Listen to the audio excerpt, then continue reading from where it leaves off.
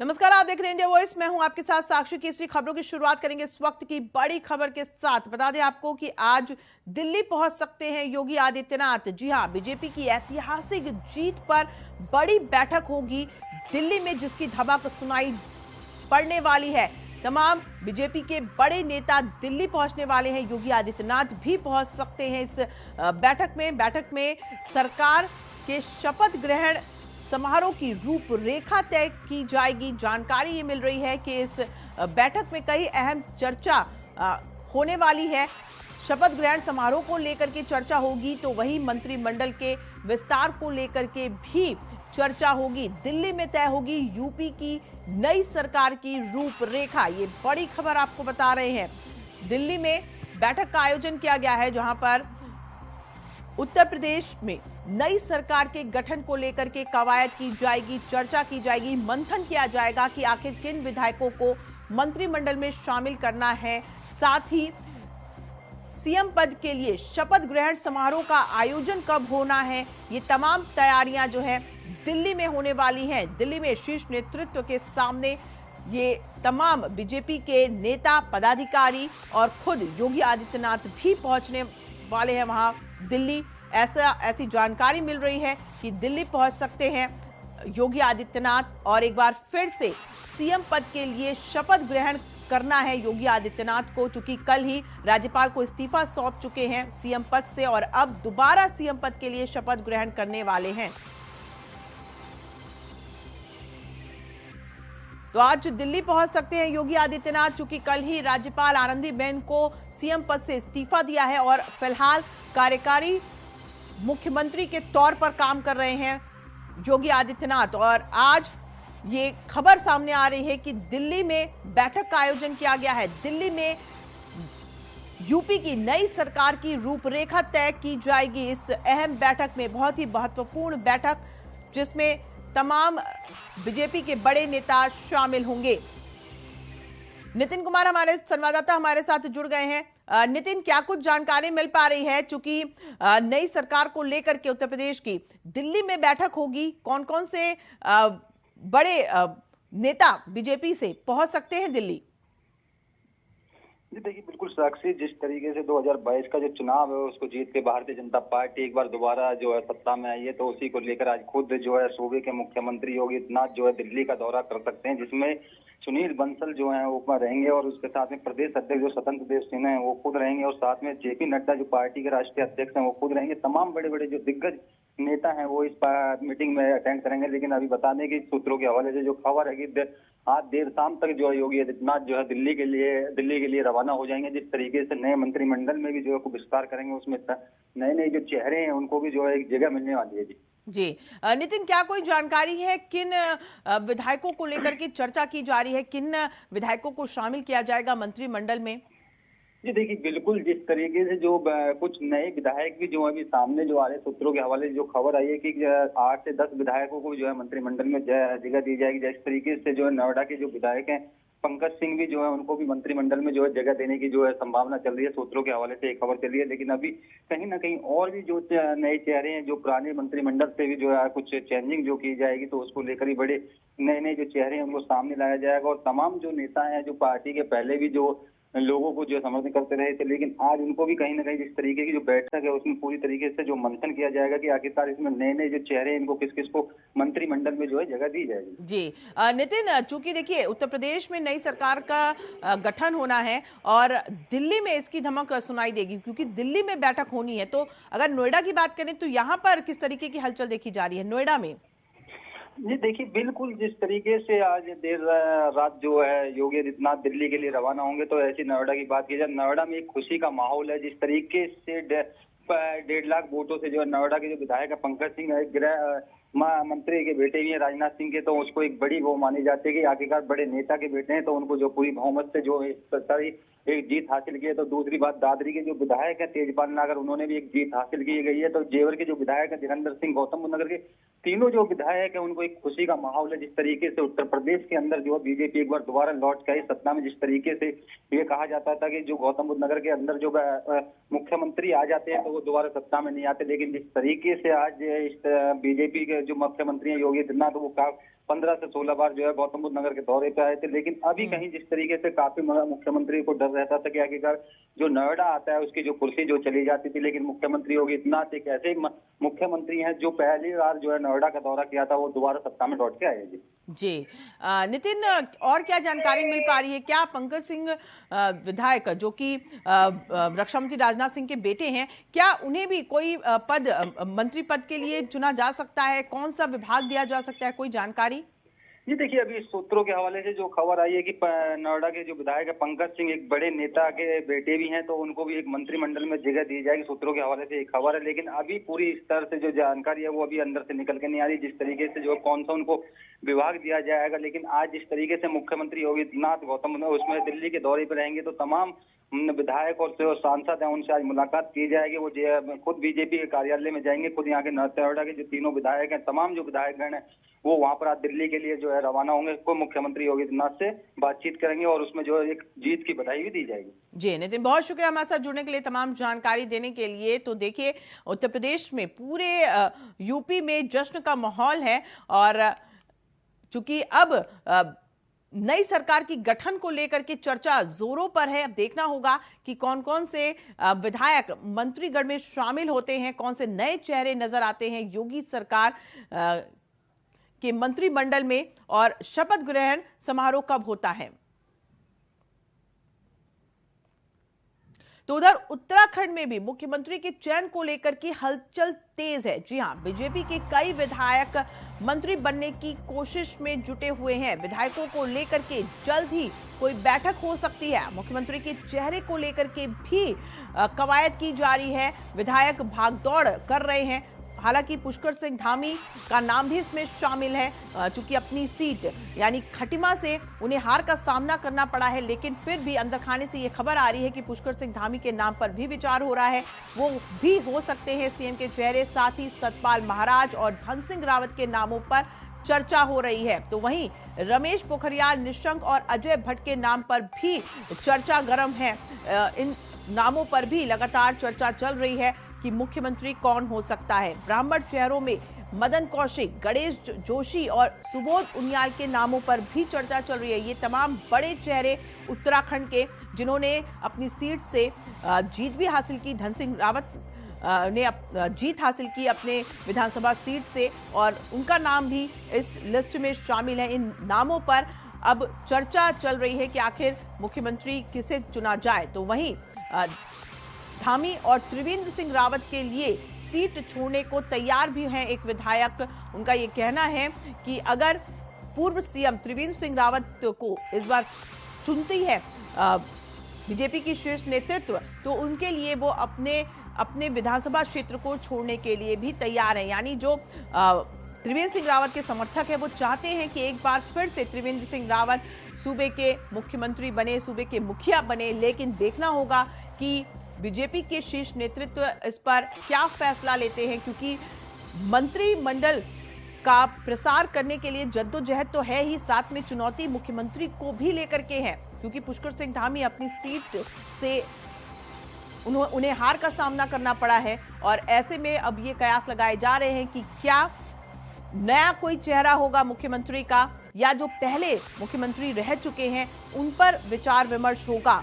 क्या होता है, अभी इसकी तस्वीर साफ होने में कुछ समय है, क्योंकि अभी चर्चाएं हो रही हैं। विधायकों को लेकर के भी बैठक होने की बात हो रही है। ये कहा जा रहा है कि जल्द ही विधायकों को लेकर के बैठक होगी। कौन कौन से विधायक मंत्रिमंडल में शामिल होंगे, इसको लेकर के भी चर्चा लगातार हो रही है, कवायद की जा रही है बीजेपी में। क्योंकि उत्तराखंड में मुख्यमंत्री चुनते वक्त अब बीजेपी को बहुत सतर्क रहने की जरूरत है, क्योंकि पिछले 5 सालों में जिस तरीके से 3 मुख्यमंत्री बदले हैं 5 सालों में, और विपक्ष ने इसे मुद्दा भी बनाया, तो ऐसे में कहीं ना कहीं सतर्क रहने की जरूरत है बीजेपी को। अभय कैंतुरा देहरादून से हमारे रिपोर्टर जुड़ गए हैं। अभय, चूंकि देखिए मंत्रिमंडल के प्रसार के लिए विधायकों का चयन करना तो एक चुनौती है ही बीजेपी के सामने, साथ ही मुख्यमंत्री का चेहरा कौन होगा इसके लिए भी जद्दोजहद की जा रही है। क्या कोई जानकारी मिल पा रही है, किन किन नामों पर चर्चा चल रही है और किन्हें चुना जा सकता है? दीपक, सबसे बड़ी बात है कि इस समय बीजेपी के सामने सबसे बड़ी दुविधा यही है कि विधानसभा चुनाव के बाद इस प्रचंड बहुमत में एक मुख्यमंत्री पद के लिए एक चेहरा ढूंढना सबसे बड़ी चुनौती है। और इसी चुनौती को पार पाने के लिए पार्टी की तरफ से दो ऑब्जर्वर यहाँ भेजे गए हैं, जिसमें केंद्रीय मंत्री धर्मेंद्र प्रधान और पीयूष गोयल को यहाँ उत्तराखंड की जिम्मेदारी दी गई है। इनको ऑब्जर्वर यहाँ बनाया गया है। ये दोनों ही केंद्रीय मंत्री यहाँ पर आएंगे, विधानमंडल दल की बैठक लेंगे, पार्टी के जो प्रदेश पदाधिकारी है उनसे फीडबैक लेंगे और उसके बाद किसी एक नाम को लेकर पार्टी हाईकमान को वो चीज यहाँ पर सौंपने का काम करेंगे कि उत्तराखंड का विधानमंडल दल इस नाम को लेकर अपना ये कह सकता है कि जो अपनी सहमति जता रहा है, जो उनका अगला मुख्यमंत्री यहाँ पर होगा। लेकिन ये कहा जा सकता है कि फिलहाल इन सब प्रक्रियाओं में यहाँ पर अभी देरी होने की संभावना सबसे ज्यादा जताई जा रही है, क्योंकि जो पार्टी का जो शीर्ष नेतृत्व है उसमें आप कह सकते हैं कि पार्टी के राष्ट्रीय अध्यक्ष जेपी नड्डा, प्रधानमंत्री नरेंद्र मोदी, गृह मंत्री अमित शाह, तीनों ही इस समय कह सकते हैं कि गुजरात में है और वहां से आने के बाद ही इन सब प्रक्रियाओं पर उनका मंथन चलेगा। और उसके बाद ये कहा जा सकता है कि उत्तराखंड में नई सरकार के गठन को लेकर जो तस्वीर होगी वो साफ यहाँ पर हो पाएगी। लेकिन इतना जरूर कहा जा सकता है कि पार्टी में इस समय बड़ी असमंजस की स्थिति सबसे ज्यादा मुख्यमंत्री पद को लेकर यहाँ पर बनी हुई है, क्योंकि कई विधायक अभी भी पार्टी को लेकर ये कह सकते हैं कि पूर्व जो किस समय कार्यवाहक जो मुख्यमंत्री है पुष्कर सिंह धामी, उनके नाम पर अपनी सहमति जता चुके हैं और उन्होंने साफ तौर पर कहा है कि वो 6 महीने में जिस प्रकार से उनका काम कर रहा है तो ऐसे में उन्हें फिर से रिपीट किया जाना जरूरी है और प्रदेश के लिए वो बहुत विकास की योजनाओं को यहाँ पर आगे बढ़ाने वाले सहायक सिद्ध हो सकते हैं। लेकिन अबे अगर ऐसा है कि 6 महीने के कामकाज को उनको देखा जा रहा है लेकिन फिर वो अपनी सीट से ही हारे, क्या वहां पर जनता से नकारे गए हैं, तो ऐसे में क्या छवि बनेगी जनता के बीच, क्या लगता है? टिपिकल बीजेपी इन सब चीजों से हटकर एक और इस रूप में अपने आप को यहाँ पर उनके हार की जो ये कह सकते हैं कि जो मुख्यमंत्री पुष्कर सिंह धामी की जो खटीमा विधानसभा सीट से हार हुई है उसको लेकर दूसरे बयानों के रूप में अपनी बात रखने का काम करे। उन्होंने कहा कि पूरे प्रदेश की कमान इस समय मुख्यमंत्री पुष्कर सिंह धामी के हाथों में थी और उन्होंने जिस प्रकार से अपना कुशल नेतृत्व किया तो उसमें उसी कुशल नेतृत्व का नतीजा है कि पार्टी ने इस चुनावी रण में बड़ी जीत हासिल करी है। ऐसे में पूरी ये कह सकते हैं कि भारतीय जनता पार्टी ने चुनाव तो जीत लिया है, लेकिन जो उनके खुद के सेनापति तो वो घायल जरूर हुए हैं। लेकिन ये उनका एक बड़ा योगदान इसे समझा जा सकता है कि जीत को लेकर उन्होंने बहुत तरीके यहाँ पर अपनाए थे और कर्तव्यनिष्ठ होकर जिस प्रकार से काम किया तो उसका जीत के रूप में उन्हें परिणाम भी मिला है। लेकिन ये समझा जा सकता है कि उनकी जो हार हुई है उस हार से वो काफी आहत यहाँ पर बीजेपी में नजर आ रही है। लेकिन ऐसा पहली बार नहीं हो पाया, क्योंकि इससे पूर्व में भी जब 2017 का विधानसभा का चुनाव यहाँ पर बीजेपी ने लड़ा था तो उसकी जिम्मेदारी पार्टी के जो प्रदेश अध्यक्ष अजय भट्ट उनको यहाँ पर दी गई थी। उन्होंने भी बीजेपी को 57 के प्रचंड बहुमत को दिलाने में काफी जो उनकी नीतियां थी वो काफी कारगर साबित हुई, लेकिन वो खुद स्वयं चुनाव हार गए थे। तो ये समझा जा सकता है कि बीजेपी के लिए एक दुखद स्वप्न जैसा जरूर है, लेकिन बीजेपी अब इससे पार पाना चाहती है। नए चेहरे के रूप में किसे सीएम बनाएगी, इस सब चीजों की चुनौतियां उनके सामने है और उससे पार पाने की तैयारी कर रही है। जी बिल्कुल। अबे अगर मंत्रिमंडल की बात की जाए तो किन विधायकों को लेकर के चर्चा चल रही है? क्या कोई अंदर खाने से कोई खबर है, सूत्रों के हवाले से कोई खबर मिल पा रही है कि किन किन विधायकों पर चर्चा चल रही है जिन्हें मंत्रिमंडल में शामिल किया जाएगा, कौन सा विभाग दिया जाएगा? इन सब पे बैठक की अगर बात करें तो कब तक होगी, कोई जानकारी? जी बिल्कुल, ये समझा जा सकता है कि जो मंत्रिमंडल यहाँ पर काम कर रहा था भाजपा सरकार का, उन बस मंत्रिमंडल में खुद मुख्यमंत्री पुष्कर सिंह धामी चुनाव हारे और उनके कैबिनेट के मंत्री जो हरिद्वार ग्रामीण सीट से विधायक थे स्वामी यतीशानंद, वो चुनाव हारे हैं। बाकी आप ये समझ सकते हैं कि दो कैबिनेट मंत्री भाजपा को छोड़ कांग्रेस में शामिल हो चुके थे। तो अभी फिलहाल ये कहा जा सकता है कि जो अन्य मंत्री कैबिनेट के थे वो सभी चुनाव जीत कर यहाँ पर आए हैं और ऐसे में अब नए कैबिनेट मंत्रियों से पहले सरकार के मुखिया कौन होंगे, इस चीज को लेकर चर्चा यहाँ पर जोरों पर चल रही है।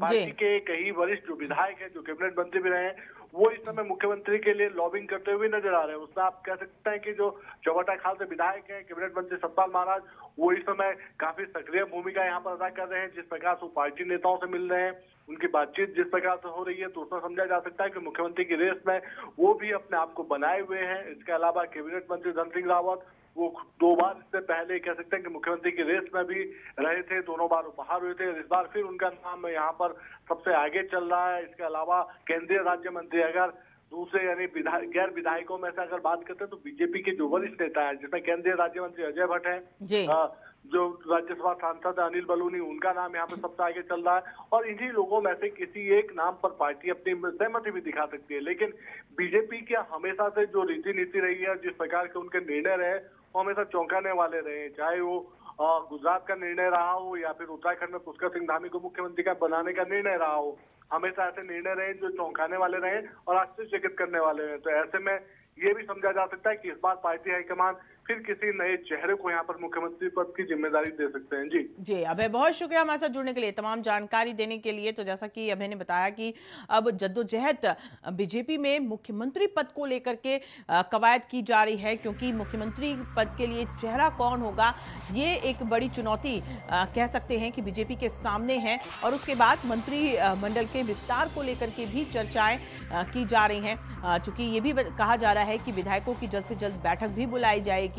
तो अब सरकार को गठन को लेकर के अब उत्तराखंड में बीजेपी सक्रिय होती हुई नजर आ रही है। बैठकें की जाएंगी और तभी तय किया जाएगा कि आखिर कौन होगा उत्तराखंड का मुख्यमंत्री। चलिए आगे बढ़ते हैं। प्रधानमंत्री नरेंद्र मोदी का गुजरात दौरे का आज दूसरा दिन है, जहां राष्ट्रीय रक्षा विश्वविद्यालय के दीक्षांत समारोह में पीएम शामिल होंगे। दीक्षांत समारोह में बतौर चीफ गेस्ट शामिल होने वाले हैं प्रधानमंत्री नरेंद्र मोदी। केंद्रीय गृह मंत्री अमित शाह भी उनके साथ मौजूद रहेंगे। साथ ही आपको बता दें कि सरदार पटेल स्टेडियम में खेल महाकुंभ का भी आरंभ करने वाले हैं प्रधानमंत्री नरेंद्र मोदी।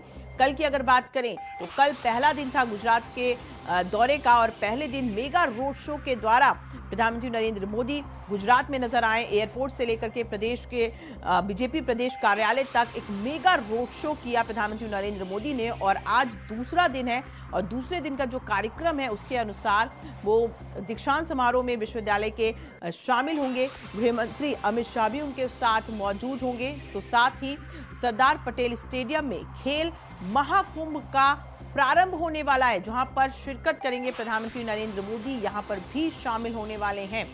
तो गुजरात के 2 दिवसीय दौरे पर 11 मार्च और 12 मार्च, आज 12 मार्च को जो कार्यक्रम है उसके अनुसार आपको बता दें कि बतौर चीफ गेस्ट वो दीक्षांत समारोह में शामिल होने वाले हैं राष्ट्रीय रक्षा विश्वविद्यालय में। तो साथ ही सरदार पटेल स्टेडियम में खेल महाकुंभ का प्रारंभ भी किया जाएगा, जहां पर शिरकत करेंगे प्रधानमंत्री नरेंद्र मोदी और उनके साथ गृह मंत्री अमित शाह भी मौजूद रहेंगे गुजरात के इस दौरे पर। कल की अगर बात करें तो कल मेगा रोड शो के बाद प्रधानमंत्री नरेंद्र मोदी अपनी मां से मिलने के लिए पहुंचे थे अहमदाबाद। वहां पर उन्होंने मुलाकात की, उनके साथ खाना भी खाया और बहुत सारी बातें भी की। ये भी बताया जा रहा है कि लगभग 2 साल हो गए जब वो अहमदाबाद नहीं गए, अपनी माता जी से मिल नहीं पाए, क्योंकि विधानसभा चुनाव चल रहे थे 5 राज्यों में। तो हो सकता है वहाँ पर वो इतने व्यस्त थे कि गुजरात जाने का मौका नहीं मिला और पूरे 2 साल के बाद वो अपनी माँ से मिल पाए, उनके साथ खाना भी खाया, आशीर्वाद उनका लिया। चूँकि गुजरात में इसी साल विधानसभा चुनाव होने हैं, तो देखिए उसी मेगा रोड शो को दर्शाते हुए कल ये कह सकते हैं कि गुजरात में विधानसभा चुनाव को देखते हुए एक आगाज किया गया है इस मेगा रोड शो के द्वारा।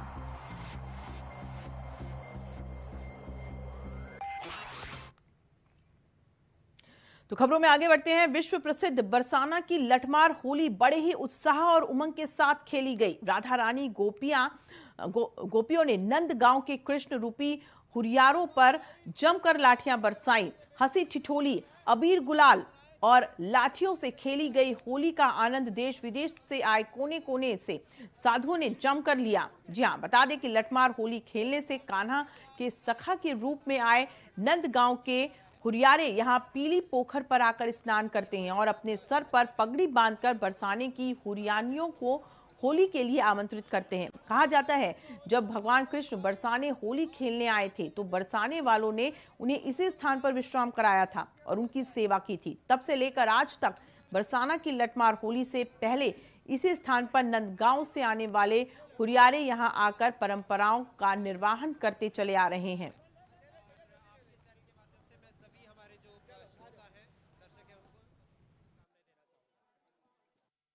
समय पीली पोखर में है, जहां नंदगांव के होरियारे पगड़ी बांधकर लठामार होली के लिए तैयार हो रहे हैं और आगे जो कि रंगीली महल जाकर के 80 ठिठोले के साथ वहाँ पर जो हुरियारन है वो रंग बरसाएंगी। और हम जो हुरियारे हैं उनसे जानना चाहेंगे क्या कुछ इसका महत्व है और कब से यह परंपरा चली है। क्या नाम है अपना? पंडित ब्रजकिशोर गोस्वामी।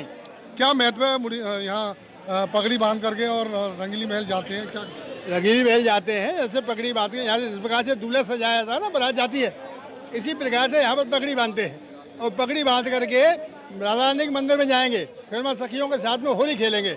सखियाँ लठ मारेंगी और लट्ठी को अपने पगड़ी के और ढाल के ऊपर सहन करना होता है। ये इसका महत्व होता है। ये कब से इस तरह की जो लीलाएं चली आ रही हैं? हजारों वर्ष हो गई, हजारों वर्ष बीत गई इस प्रथा को चलते चलते।